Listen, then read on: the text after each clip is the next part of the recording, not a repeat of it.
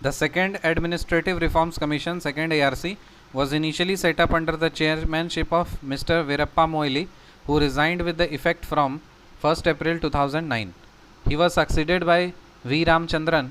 The commission was to prepare a detailed blueprint for revamping the public administration system in India. क्या ये बात सही है? हाँ, जो सेकेंड एडमिनिस्ट्रेटिव रिफॉर्म कमीशन है, सेकेंड ARC, वो इनिशियली सेटअप किया गया था किसके चेयरमैनशिप में? वीरप्पा मोइली के चेयरमैनशिप में, जो कब रिज़ाइन किए? वो 1 अप्रैल 2009 को रिज़ाइन किया। और उसके बाद कौन आया?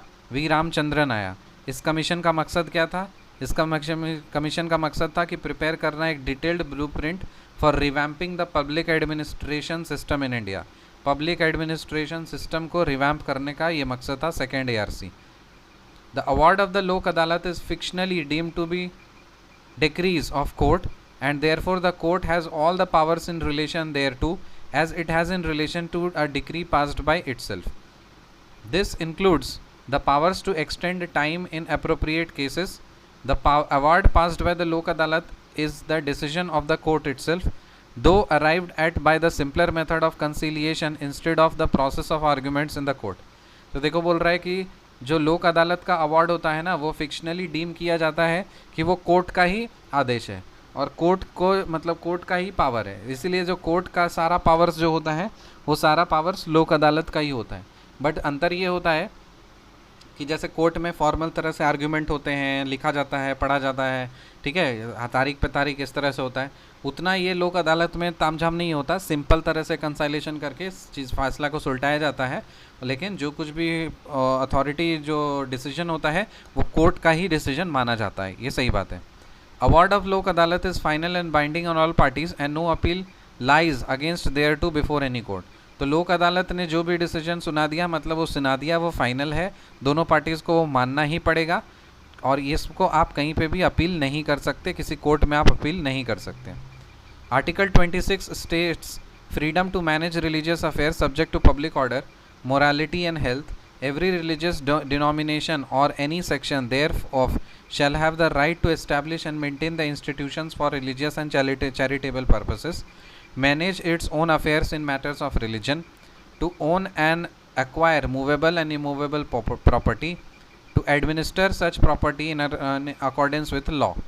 तो क्या बोल रहा है आर्टिकल 26? ये हमें पावर देता है कि freedom to manage religious affairs, कोई भी रिलीजियस अफेयर्स को मैनेज करने का फ्रीडम देता है, सब्जेक्ट टू पब्लिक ऑर्डर, मतलब ये ध्यान रख करके, पब्लिक ऑर्डर, मोरालिटी और हेल्थ को ध्यान रख करके, सारे रिलीजियस डिनोमिनेशन और कोई भी सेक्शन है उनके पास ये हक होगा कि to establish and maintain religious institutions for religious and charitable purposes.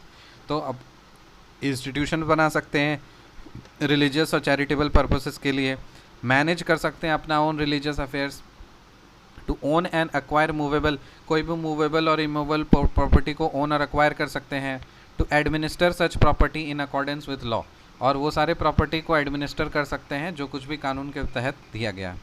Committee on public accounts and committee on public undertakings, committee on public accounts और committee on public undertakings, committee on public accounts और committee on public undertakings, ये parliamentary committees है, 3 parliamentary committees हमने सीखा है, committees on public committee on public accounts और committee on public undertakings. ये जो है इसके पास लोकसभा से 15 मेंबर्स होते हैं, राज्यसभा से 7 मेंबर होते हैं, और कमिटी ऑन एस्टीमेट्स जो होता है उसमें लोकसभा के 30 मेंबर्स होते हैं। बलवंत राय मेहता कमेटी कब आया था? 1957 में आया था। बलवंत राय मेहता कमेटी कब आया था? 1957 में आया था।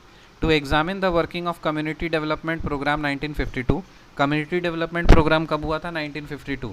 इसको एग्जामिन करने के लिए बलवंत राय मेहता कमेटी सेटअप की गई थी 1957 में, और इसने 3 टियर पंचायती राज सिस्टम को रेकमेंड किया था। डिस्ट्रिक्ट लेवल पे जिला परिषद, ब्लॉक लेवल पे पंचायत समिति, और विलेज लेवल पे ग्राम पंचायत। सो विलेज लेवल पे ग्राम पंचायत, ब्लॉक लेवल पे पंचायत समिति, और डिस्ट्रिक्ट लेवल पे जिला परिषद। आर्टिकल 46 क्या होता है? Promotion of educational and economic interests of the weaker sections of the people and in particular of SCs and STs, and shall protect them from the social injustice and all forms of exploitation. It does not provide free legal aid to them. तो देखो article 46 ये प्रावधान करता है कि educational और economic interest ध्यान रखा जाए वीकर सेक्शंस ऑफ पीपल का, स्पेशली SCs और STs का, और उनको प्रोटेक्ट किया जाए फ्रॉम सोशल इनजस्टिस और सारे तरह से एक्सप्लॉयटेशन से, और it does not provide legal free legal aid to them. तो ये जो है ना फ्री लीगल एड उनको प्रोवाइड नहीं करता है। लेकिन आर्टिकल 14 क्या है? Equality before law. और benches of Bombay High Court, Bombay High Court का कौन कौन सा बेंचेस है? नागपुर बेंच है, औरंगाबाद बेंच है और पानाजी बेंच है। So benches of Bombay High Court क्या है? नागपुर, औरंगाबाद और पानाजी। हालांकि गोवा जो है वो पानाजी में है, पानाजी गोवा में है, लेकिन उसको बॉम्बे हाई कोर्ट के बेंच में ही बोला जाता है। So benches of Bombay High Court क्या क्या होगा? नागपुर, औरंगाबाद और पानाजी। नागपुर, औरंगाबाद और Panaji.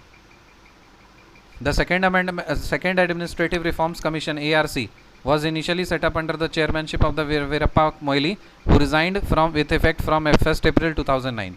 He was succeeded by V. Ramchandran. The commission was to prepare a detailed blueprint for revamping the public administration system in India. The award of the Lok Adalat is fictionally deemed to be decrees of court, and therefore the court has all the powers in relation to the decree passed by itself. This includes the powers to extend time in appropriate cases. The award passed by the Lok Adalat is the decision of the court itself, though arrived by the simpler method of reconciliation instead of the process of the arguments in court. Award of Lok Adalat is final and binding on all parties, and no appeal lies against thereto before any court. Article 26 states freedom to manage religious affairs subject to public order, morality and health. Every religious denomination or any section therefore shall have the right to establish and maintain institutions for religious and charitable purposes, to manage its own affairs in matters of religion, to own and acquire movable and immovable property, to administer such property in accordance with law. Committee on Public Accounts and Committee on Public Undertakings, Lok Sabha के 15 members, Rajya Sabha के 7 members, और committee on estimates में लोकसभा के 30 members. Balwant Rai Mehta committee 1957 में आया था। इसका purpose था to examine the working of the community development programme. कब आया था? 1952।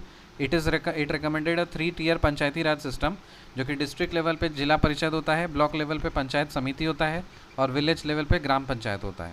Article 46 deals with the promotion of educational and economic interests of the weaker sections of the people, and in particular of SCs and STs, and shall protect them from social injustice and all forms of exploitation, and does not provide free legal aid to them.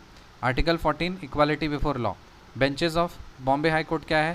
Nagpur, Aurangabad, Panaji. See you in the next video. Till then, bye.